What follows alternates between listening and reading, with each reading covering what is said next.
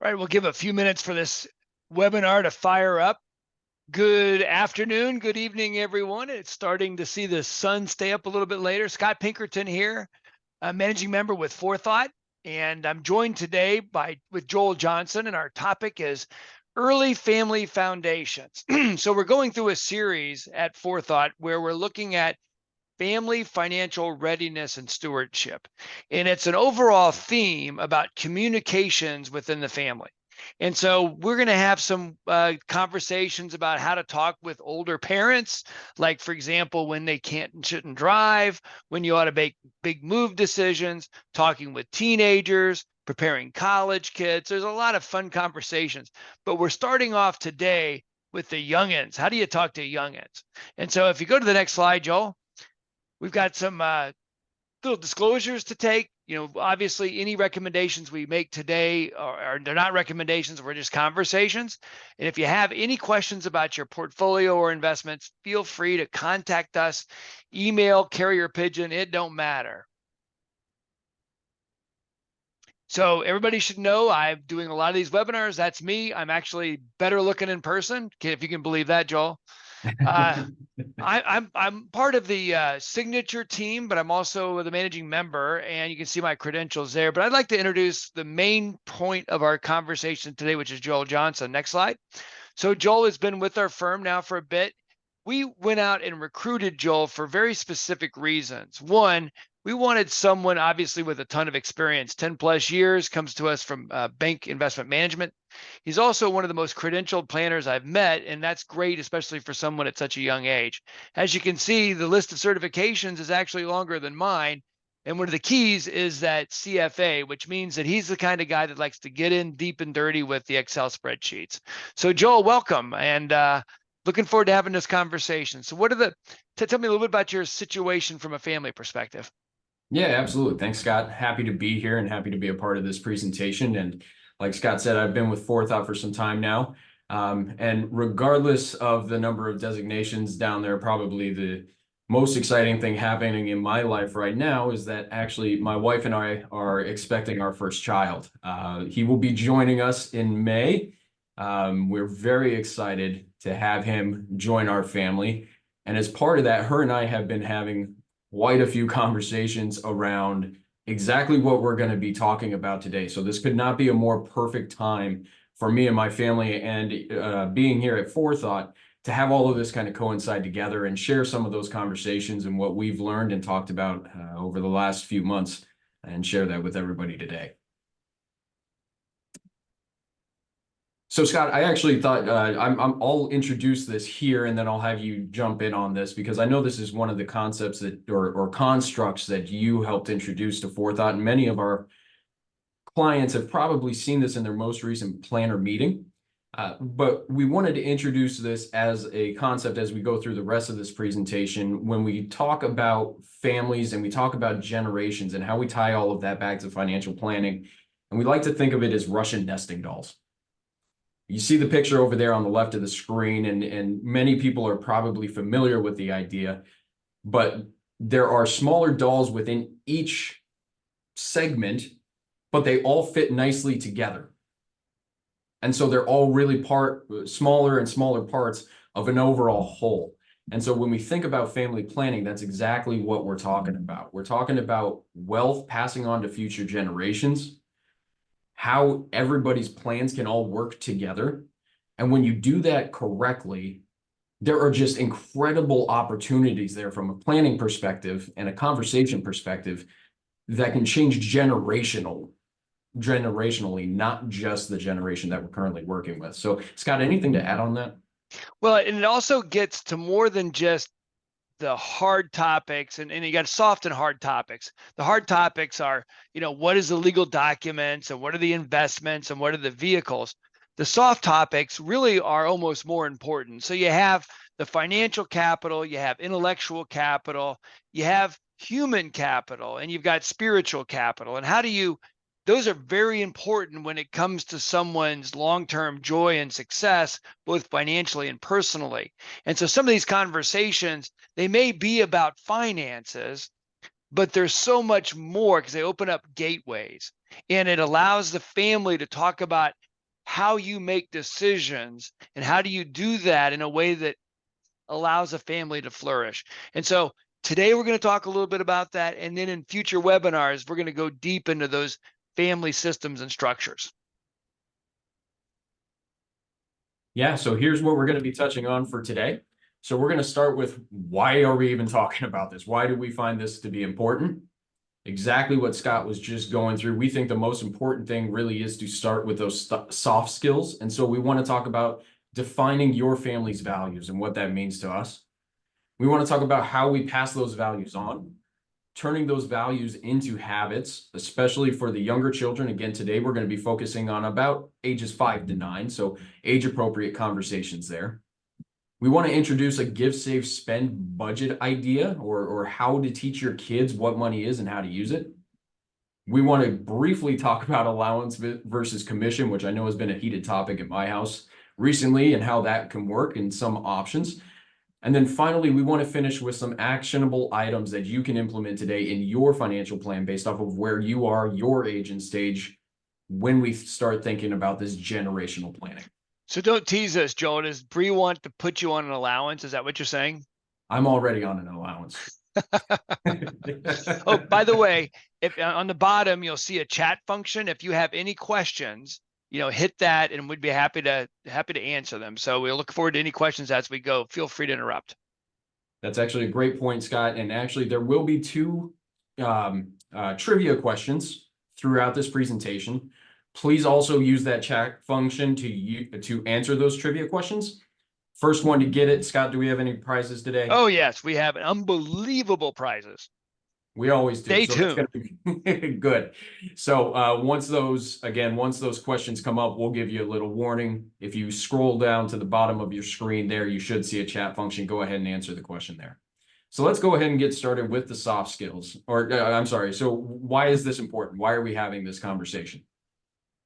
So go ahead, Joe. Yes, and so this actually does lead into our first trivia question. So I'm glad we touched on that already. So first trivia question here. What percentage of parents do you think, when asked, think that talking to their kids about saving money and spending wisely is important? So we're looking for a percentage here. We're going to go with the closest to, and we're going to do Price is Right style. So we're going to go closest to without going over. Everybody gets only one chance to answer here. And we'll give you a quick second to go ahead and type that into the chat function. And then Scott, I don't think you studied this enough to know the answer, but you might have. So we'll ask before we switch to the next slide here what you might think this is. Give it a couple more seconds.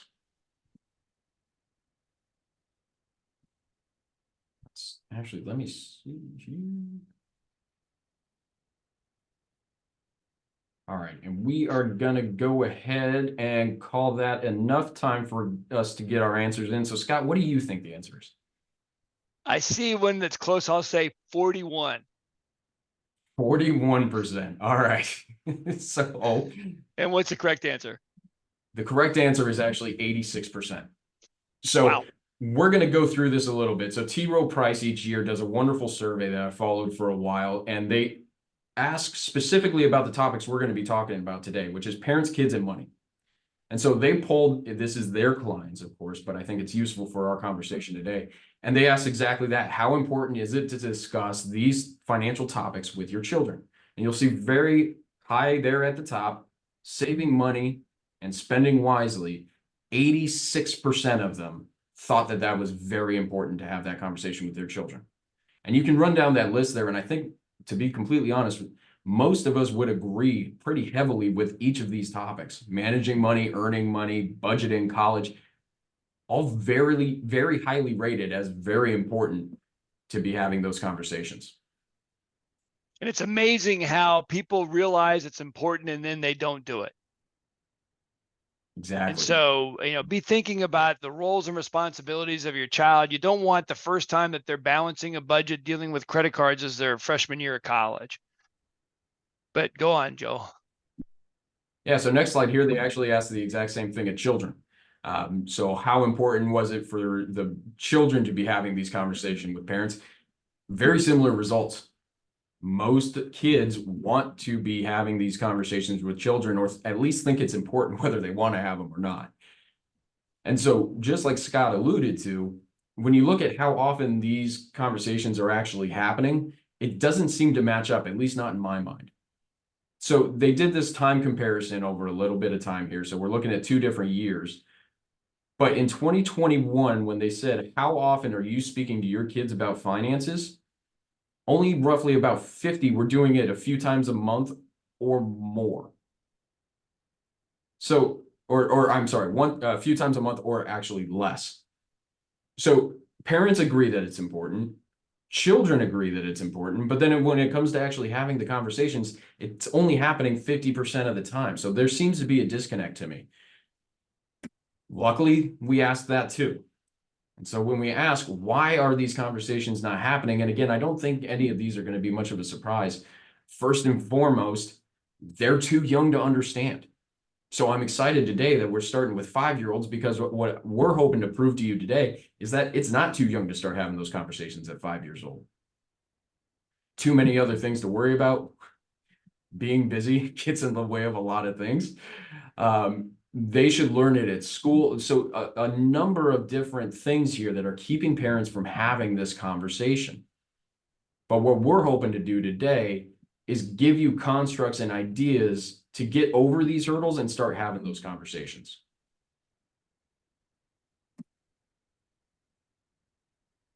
So we're going to switch gears here, and we're going to start talking about those soft skills that Scott was talking about. And by that, what we're going to mean today is talking about values. And when we say values, we're talking about your family values. Scott, do you want to talk a little bit about that? I know this is something that you've been working pretty heavily on internally.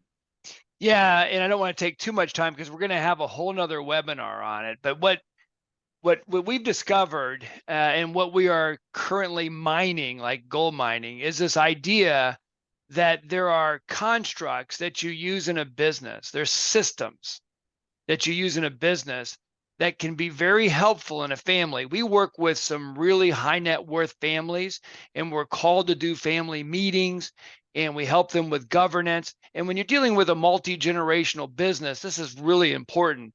But it was like an aha moment that, boy, these could be very useful for everyone.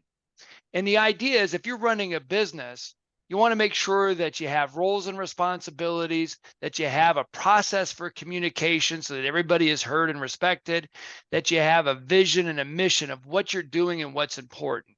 And so start, and there's a whole, by the way, email us and we'll send you our work on this. How do you come up with your shared values with you and your partner? How do you come up with a family mission statement? And it's so important when you're making family decisions to make sure that you and the other parents, and sometimes there's 4, obviously, or even more, are on the same page. So it's beyond the scope today to say, hey, take this, take that, and you come up with your values. We have a set of cards that we go through that are helpful. But just know this, that you need to be discussing these decisions with your parenting partner so that you make sure that you're on the same page. I'll give you an example, and this is completely off subject for young kids. Well, let me give you one with young kids. Let's say that one of your behaviors that you want to have as a family is you want to have dinner at home 3 nights a week, which I could tell you statistically is really important. But if you have that as a untouchable, put that out there, then a bunch of other decisions get made automatically. So you better be congruent with it, right? So anyway, enough about core values. Joel, I'll kick it back to you. These are mission critical, though, when you start thinking about how are you going to talk to your kids about money? And what kind of decisions are you going to make? Yeah, absolutely. And so, just like Scott said, we think it's really the first step that needs to happen in this journey here. And so, what are your family values? And we encourage you to really take the time to sit down and do this. And when we say family, we are talking about each individual family unit. And I think it's important to point out they will not match other parts of the family. So remember the Russian nesting dolls, right? Each part of that is going to have significant, hopefully not significantly, but they will have different values that are going to be important to them. And what we're looking for is a common ground that when we're talking as a family, we have something that we can always point back to. So when you're sitting down and you're talking with your spouse or whoever it might be about what your family values aren't going to be static. As life changes, as things happen in life and situations happen, your values will probably and should change with that. So don't think that you're going to sit down and do this once and then you're set. We never have to revisit it again. I think that it's something very important to be revisited, if not annually. Something that you want to make sure that you keep re-emphasizing just as a family unit. And Secondly, go ahead. I'm sorry. Yeah, let us know if you'd like to have our workbook on how do you come up with family values in a family mission statement. We've been working hard on that and we're happy to share it. Yeah. Yep. Secondly, values are personal. Again, going back to that Russian nesting doll, your values are going to be different than somebody else's. You and your spouse are going to have different values. Looking for what is that thing that we can point back to and have in common. 3, we encourage you to write them down. Things that are written down have a better tendency to be remembered later on. It worked in college. It'll work now. And so sitting down, taking the time to write it down. And finally, and this is maybe the most important, if you can find ways to put it into a story form, that will just go so much farther to keeping these sticky. And by that, we mean we learn in stories. And so when you go on to having these conversations with your children, if you can put it in a story about how these have impacted your life, how you've used them in your life, if you can tie it to a story, it's going to be much easier for them to recall, especially when they're children later on down the road. So when it comes to talking to your children and how do we pass those values on, one of my favorite sayings when we're talking about this is more is caught than taught. The best thing that you can do for your children in the early stages of life, as early as 5 years old, they're sponges. They're soaking up the information that they're receiving from you. And most of that information is being received in what they see you do. They listen. We all know they don't listen great. I'm sure Scott can attest to that, especially at 5. Yeah.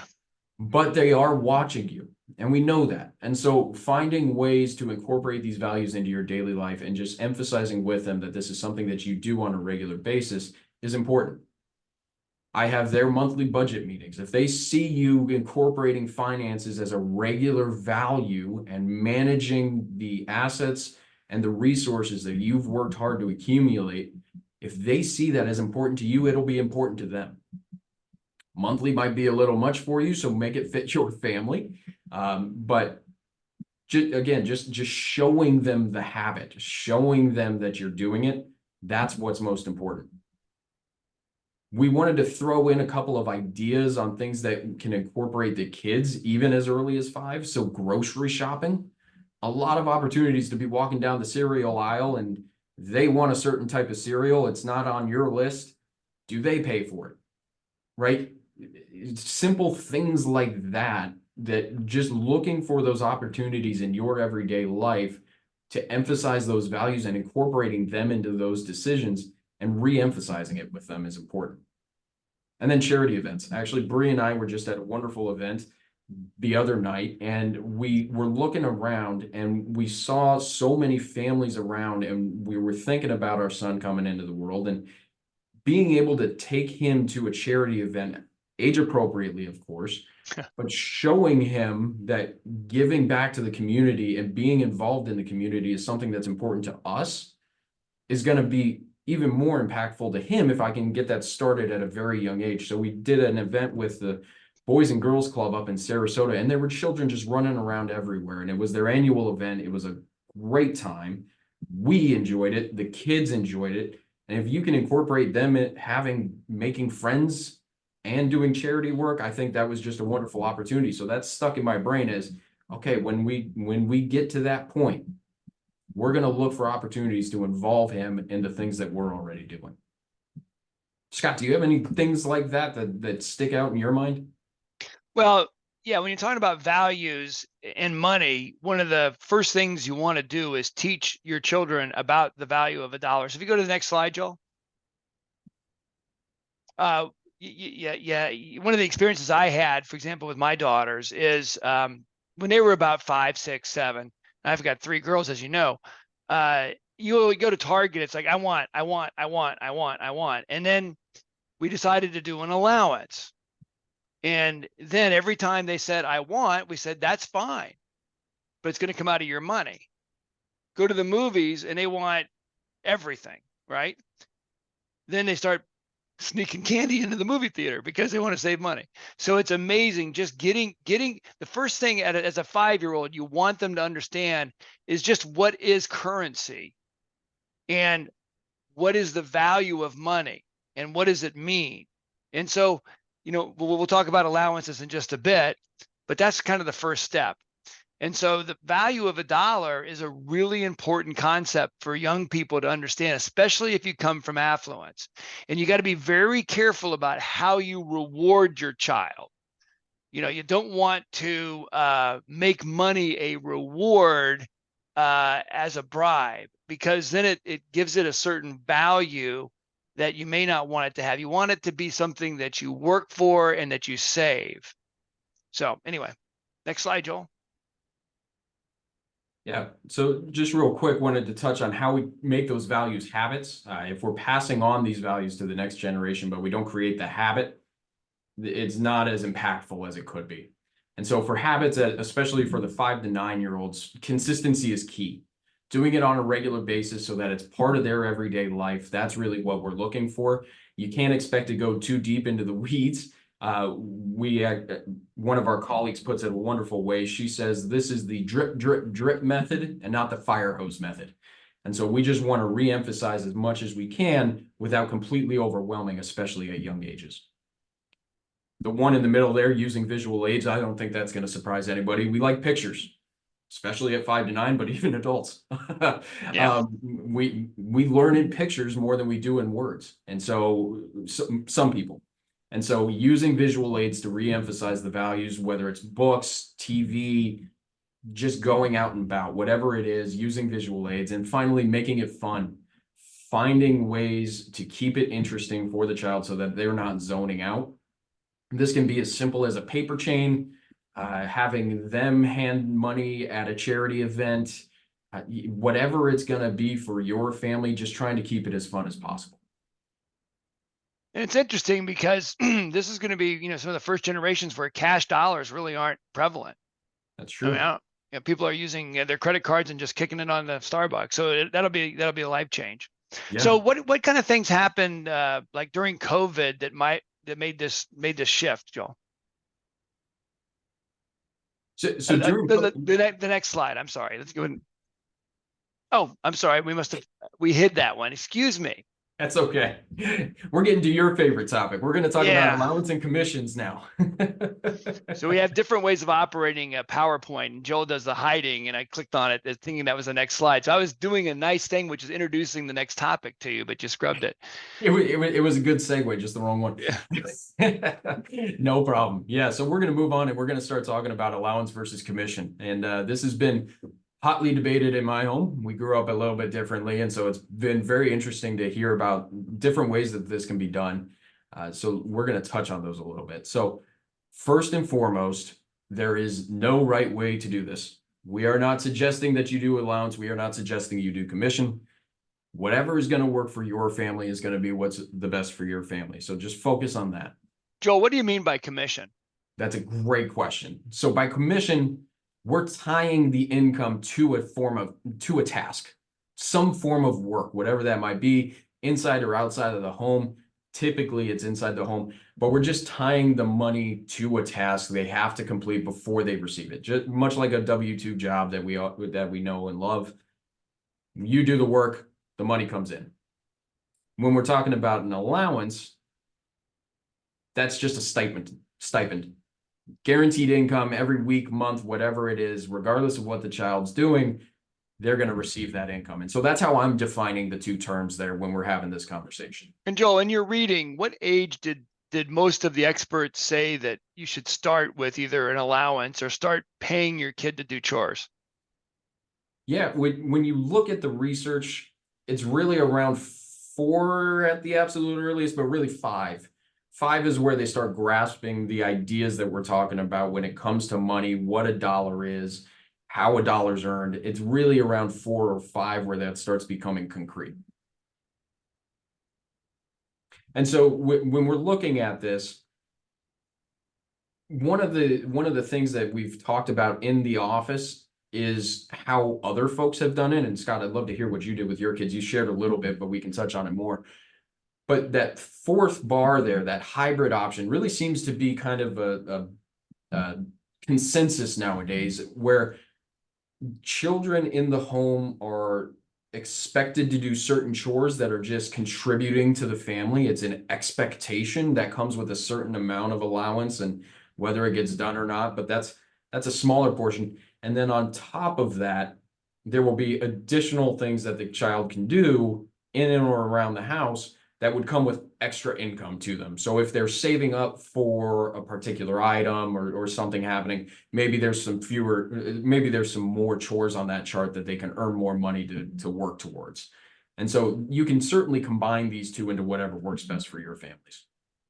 Yeah, our family did an allowance, and we did $1 a year. So if a kid was 8, they got $8. You may want to bump that now because of inflation.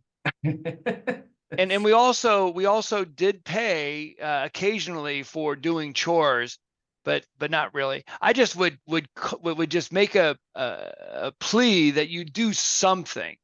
And to me, the allowance was natural because your kids are running 17,000 different directions, and they're involved with sports or whatever. The pay for chores didn't seem to be consistent enough. And if it's not consistent, then the kid really doesn't get the experience that you're looking them to get. So that's a good rule of thumb for us, is maybe $1.50 a year or $2 a year. A year in age. Correct. Not per annum. Yes. So it's a weekly allowance based on your age. Yeah. Right. So actually going back to that T. Rowe Price survey that we mentioned at the top. So they did actually ask the parents what they did. And I found this absolutely mind-blowing, because apparently inflation also got a hold of allowances. So first and foremost, you see on the left side of the screen here, do you give your child an allowance? I think they defined it a little bit differently than we just did, but it still gets to the same thing. The vast majority of folks, when they answered that question, almost 60% said yes, but they have to earn it. Something had to happen for the child to get the money. Another 16% yes, and they don't have to earn it. So that would be our form of the allowance. And then almost 30% said no, the child doesn't get any money. And so Scott and I would both implore you, please do not be a part of the 30. We want the children to be learning as early as possible how to manage money appropriately. Again, though, there is no right way to do this. It's going to fit your family. The most staggering thing to me was on the right side of the chart here, and I'm hoping this wasn't for 5 to 9-year-olds, but maybe it was. How much do you give per week on average? Now, I can remember when I was a kid, my average weekly, mine was commission. I was not fortunate enough to have an allowance. I had to work for it. It was $5 tops. I still remember the silly chart hanging on the fridge. And if I did not check off every single one of those boxes, I did not get my $5, but $5 was the absolute maximum I could earn. The mean allowance is $19 now. Which to me, that's wonderful, because we're teaching kids about money, and they sure have a lot more than I did. But you can see how that broke down. So well over half of folks are giving $10 or more per week to their children when it comes to some form of allowance, which is great, because what that means is we're putting money into their hands and we're teaching them these lessons and these values.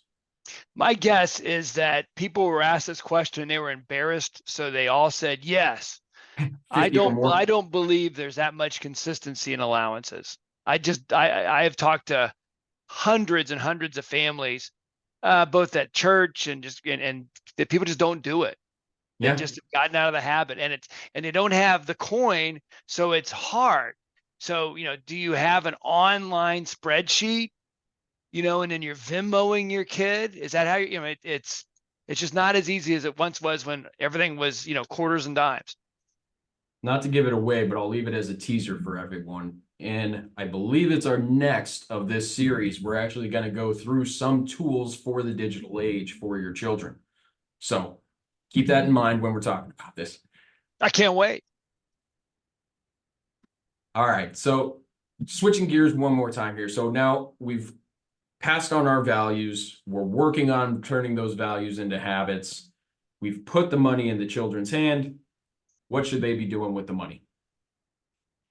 We like to keep things very, very simple for our little ones. So between the ages of 5 to 9, keep it very simple. We like the give, save, spend method. And so what is that when we define it? The top for us, and again, this is going to be different for every family, is really giving. Teaching your children to live with an open hand instead of a closed fist. It's an innate behavior in children, and research has actually proven this, and I think we've even seen it. When you send your kid to school with a lunchbox, how often are they trying to share or give their food to another kid? That might be going away nowadays, but at least back when I was a kid, that was certainly prevalent. But innately, children want to be charitable. Whatever form that means for you and your family, feel free to incorporate. If it's somebody walking down the street, if it's your local church, whatever it's going to be, it doesn't really matter. The real key here that we're trying to teach is living with an open hand instead of a closed fist. Interestingly enough, that same research also shows there's actual long-term well-being in being a giver. Charitable people tend to live longer and are happier than those who don't. So when you can start it young, that'll be a beneficial behavior that they can carry for their entire life. Anything to add on give, Scott? Yeah. So what he's saying is if you have to drug your kid to quiet down in a restaurant, you can counterbalance by forcing him to give money to charity, and the kid will be fine. There you go. That works. So what we do, and I'll let you complete the slides, but then I'll show some props that we have. Sure. Great. All right. So second part of give, save, spend is save. So we want to teach our children to be savers, whether it's a percentage, a certain dollar amount, whatever that's going to be for you and your family. We just want to, again, teach the value and the habit of saving over time, whether it's the allowance or commission, whether it's a gift at their birthday, whatever it is, just teaching them that dollars in have a purpose and they should be used for that purpose every single time is invaluable. One of my favorite things, this doesn't mean it's retirement savings, by the way. So right. You can use this for big purchases. I still remember to this day, I grew up one of 6 children. 5 of us were boys. You can imagine that means a lot of sports. And so my older brothers would always go play paintball.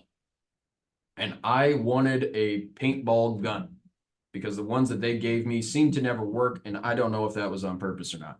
So I specifically remember asking my parents if there were more chores I could do around the house to eventually save for a paintball gun. I saved. I actually would take the money. We used dollar bills still back then, and I would put it in a paintball bag. And when I had enough, we took the paintball bag to the paintball store, bought the paintball gun. That is still a memory that I have today, and that reinforced saving for large purchases. That eventually translates into things that we talk about when we're adults, saving for cars, saving for college. And so starting it young, again, it suits them the rest of their life. The key with money is to understand, as Joel is saying, the importance of delaying your gratification and encouraging them to save and then giving them some interest on the savings. And you might even jack up the interest a little bit more so that it compounds a little bit. Yeah, absolutely. And the last one is what all the kids like: spend. So helping your child make wise spending decisions is part of the deal. I know we're all very busy and it's enough things to coordinate, but that's an important component. Now, also, are you a helicopter parent? Are you a free range parent? Are you a tiger mom? All of these definitions that they have now, nobody's really perfect about that. But do you hover over your kid and when they make every decision? Are you letting them do whatever the heck they want? Everybody's got their own style, but it's a good time for them to make some mistakes. If you're making a mistake by buying a $5 cheapo thing, it's much better than and learning that lesson early. So spending is important. One tool that a lot of folks have, and you can get these online. We just went online to pick, is when we bought it. It was first of all, it was really ridiculously expensive. It's just 3 pieces of plastic, but it's got, save, share, spend. So I've got three grandkids and a fourth on the way. And I went to my daughter who has the 3 grandkids. I said, hey, this is great. Let's get the kids to do it. And she goes, Dad, we don't have any money. We're not going to do that. So we'll talk about some tools to do it, but you get the concept. You call it envelopes, whatever you might do. And these are available online, or just give us a call. We've got some extras for you. Yes, we do. Yep. All right. So switching gears again. So covered all the topics. We've talked about how to talk to your children about money, how to pass on your family values, what all of that means. So now let's switch over and talk about things that you can do today for your family and talk about actionable items that we think are important. First and foremost, and I know Scott agrees with me here, the most important thing that you can do for your children at any age or stage is put your mask on first. So when you're going flying, the flight attendant is standing up there, they're doing their whole spiel about the seatbelt and the water vest, and the masks are going to fall down when there's a hole in the plane. This used to be funnier before the Alaskan Airlines incident, but yeah, we might have to change this now. But but when they tell you when the masks fall from the ceiling, you need to put your own mask on first. And they say that because if you do not help yourself first, you will not be any help for anybody else. You pass out, you're no help. The exact same thing for us comes into play when it comes to financial planning. We want to always make sure that your financial plan is on track to meet all of your goals before we start worrying about moving money down the generations or doing all of this legacy planning and talking to children and worrying about the optimization. I've had clients before that have come to me and they have said, we can't retire, or we cannot have the same retirement that we want because we focus so much on our children. And that seems great at the time. It really does. And it's good-hearted thought process. But what inevitably ends up happening is you reach retirement. You can't have the retirement that you want, and then your kids have to come on the back end and maybe help you out towards the end. And so that's something that we want to watch out for. And so, Scott, what is the one question that we always ask all of our clients when they come in, and we answer it every time we do a plan with them? Are you going to be okay? That's right. Are you going to be okay? And so we want to make sure that answer is always yes. Then we can move on to these other topics. Great point, Joel. And that actually is great advice, even as you're like, I'm an adult individual with adult children. And I see people wanting to do things to help their kids. Maybe they say, boy, my kid ought to be able to go to any college they want, even though it's the Rhode Island School of Design at $70,000 a year. And you can't afford it. And you're going to pay, so that this is a subject over and over again. You're not going to help your kid if you're bankrupt. Exactly. Yep, exactly. Okay. So now that we've talked about college, Here we go. Introducing. So the first thing, and this is probably the most popular and well known of what we'll call savings accounts for kids, is a 529 plan. We also threw up Coverdell in there. That's very similar. Just wanted to throw it on there as it's something you might hear about. They're essentially interchangeable ideas.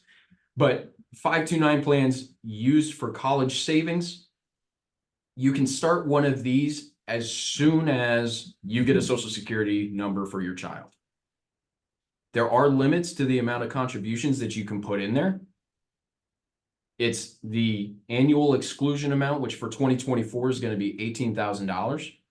And there's actually also an opportunity for ultra high net worth or high net worth to what we call super fund a 529 plan, where you can condense 5 years worth of saving down into one. So for this year, that's going to be, boy, I hope I can do math on the fly, $90,000 in 1 year that you could contribute to a 529 plan. So there's a bunch of rules around that we want to make sure that you sit with a planner and talk about before you do it, but those are available to you. Now, some of the things that I wanted to point, well, first, Scott, anything to add on that? Tell them about the tax advantages. tax advantages. So in certain states, you actually get a tax break for going into the 529, contributing to it. Florida's not one of them. Sorry. Oh, we don't have any income tax, so it's hard to. Exactly. The money inside of the 529 plan does grow tax deferred. And then as long as you use it for eligible education expenses, it can come out tax free. Okay. One of the great things that has happened over the last couple of years, and I'm surprised I'm saying this, but Congress has done some good things for us recently. They've actually opened up the use of 529 plan funds. And so typically we think of these as college savings accounts, but you can actually now start using them for earlier education, K through 12 in certain scenarios. You can use them for technical school. That's actually always been an option, but some people don't actually know that. And then one of the more nuanced rules that they just released is if you overfund a 529 or your kid doesn't go to school, you can now get these 529 plan funds out and rolled into a Roth IRA. Before December of 2022, if you had unused 529 plan funds and you pulled that money out for something that wasn't education, you had to pay income tax on the growth and a 10% penalty. So it's another great option. If you have multiple children, 529 plans can be rolled to multiple and different beneficiaries. There's no rule that says the beneficiary that you set it up with is the one that you have to keep. So that's another wonderful option for a lot of families with multiple family members. And the term is actually family members. So it doesn't have to be a direct sibling of the original beneficiary. So Joel, I got a trivia question. This is completely unfair for you. So let's say that your son has a 529 plan, doesn't use it, and you're not going to give it to your daughter because she doesn't need it either. And the first year out of college, not making much money, doesn't have a job, and they pull the money out.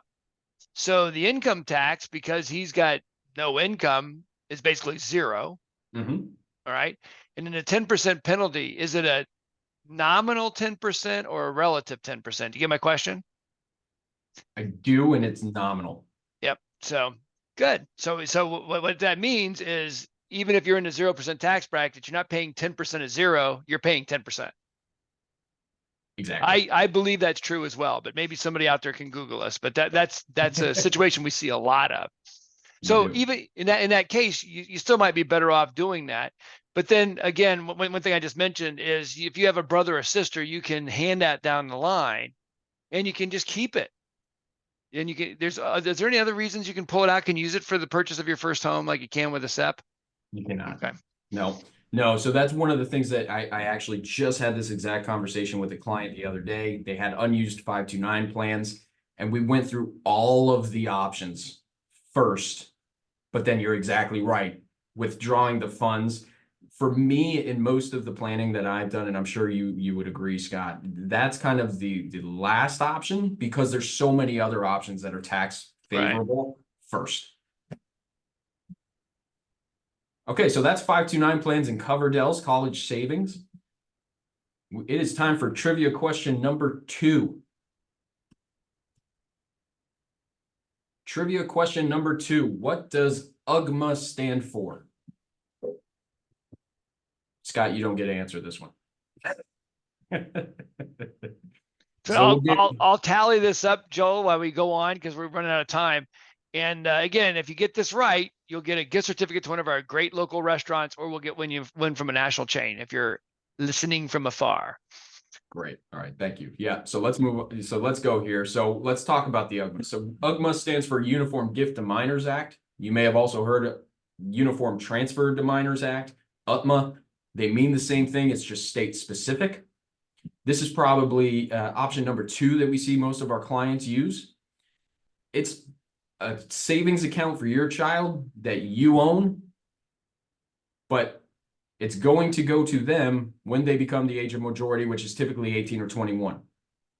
So it doesn't have the same rules as a 529. If you contribute to it over time, soon as they hit that age, it becomes their money.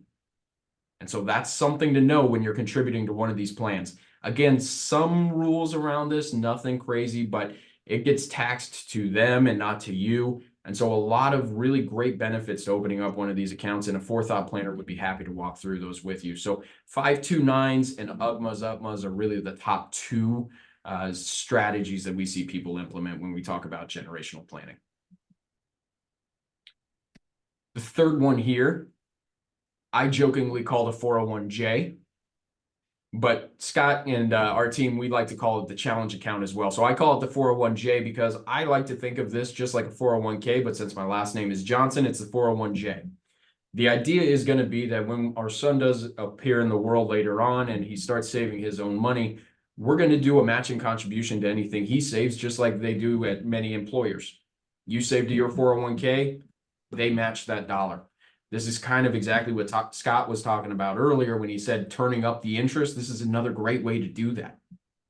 You can do this really in any kind of account. You can even do it in the UGMA and the UPMA.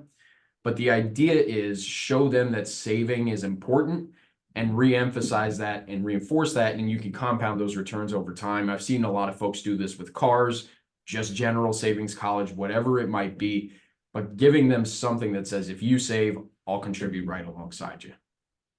Yeah, we did this for our girls, and we also encouraged them, if they invested in a stock market, we would help them select a stock and just get them ideas. And actually, I remember my daughter Allie, she picked a stock. One kid picked Apple and one kid picked American Eagle. Yeah, so big differences. And the reason she picked it was the chart looked like a smile, and I thought to myself, that's not a bad way of doing it, and it ended up working out. But it was really great, and none of them ended up being financial analysts or anything, much to my chagrin. But it definitely got them feeling less the financial market. One thing about us as an industry is we'll use fancy words when we don't have to. We won't say, how much of that, what was the change? We'll say, what was the delta on that? We'll throw out these words, and being in it, they kind of understand that. And you can also, you might have that weird kid that really likes to get into it, and you can talk about balance sheets. And I've seen kids as early as 9 years old get into that kind of stuff. But that's a great idea, Joel, to have the challenge account, and then you supplement that with investing. Absolutely. So we've had clients bring in their kids and sit with their planners. We have a game here that we call cash flow. It's when we recommend. It kind of teaches the kids. It's kind of a Monopoly game, but it teaches them to count money and the value of money and how you can buy things. So those are some tools that are really helpful for young kids. Absolutely. One more idea here for everyone, and this also comes with a warning. The prevalence of social media nowadays has created this gene of person called an influencer, which has unfortunately bled over into the finance space. And I've seen some very bad financial advice come from these influencers. And one of the ones that I keep hearing about is open a Roth IRA for your baby and start contributing to the max, open an LLC at home, and just go ahead and do it. Please, please, please do not do this unless it is legitimate. In order for your child to have a Roth IRA, they have to have earned income. Earned income has to be legitimately earned outside of the home. The allowance and the commission does not count as earned income. You cannot open an LLC and just say, my child did modeling for my LLC and I posted a couple pictures over on Instagram, paid them $7,000 a year and contributed that to a Roth IRA. That will not pass muster with the IRS, even though the heart of it is good. You want tax-free growth for your child's life. There are a lot of pitfalls with this strategy, so I cannot warn enough around this. Doomsday Joel out of the way. If your child is lucky enough to be selected for a commercial, that is legitimate earned income. You can go ahead and contribute to a Roth IRA if your child gets selected for the commercial. Okay, whatever that job might be, if it's legitimate modeling or whatever is age appropriate, they actually earn income, you can go ahead and implement this strategy. In order to do that, you do have to file a tax return for the child. So that's something to be aware of. You got to go talk to a CPA and get your taxes done for the kid as well. But if all of that falls into place and it's legitimate, we are big fans of the Roth IRA because, as many of you know, but some of you may not, money contributed to a Roth IRA goes in taxed. You pay taxes on it in the year of the contribution, but it grows completely tax-free. And so if you get the opportunity to start that compounding, tax-free compounding at 5 years old, you've seen the charts of a 20-year-old saving until 65. It is exponentially greater for a 5-year-old saving until 65. And so again, if this is something that you're interested, please contact your planner. If any of these are something that you're interested, please contact your planner. We'd be happy to walk through any of those strategies with you. And as Scott mentioned, we're actually also working internally on a lot of material around the values conversations and how to implement those conversations and have those conversations. So if you're interested in any of that, please reach out to us. Scott, any last thoughts before we log off here? Well, Joe, you did an excellent job. And one final recommendation I would make, and I've been kind of promoting this. There's a woman who is a economist named Emily Oster, and my daughter Kim. I like to say that I sent her this webinar, not webinar, but podcast I listened to. But she claims that she discovered her on her own. But what Emily Oster has done, she's a world-class economist, and she applies economic and business principles to making family decisions. So, for example, I was listening to her discussion on school choice, public school, charter school, private school. And she's got a book called The Crib Sheet, which gets into the data on raising infants. And there's been enormous studies that have been done. You and I don't have the time to do a meta-analysis of the studies. Can't recommend her book enough. One thing she recommends that you do, obviously, is look at the data and then apply the data to your life. So something that Joel kept saying is it's not a one size fits all. You have to do something that's congruent with who you are as parents. Another thing that I would point out is don't be afraid to change. Look at the decisions that you've made and make a point to go back and say, is that working out? And just because that's what you've done doesn't mean what you have to do in the future.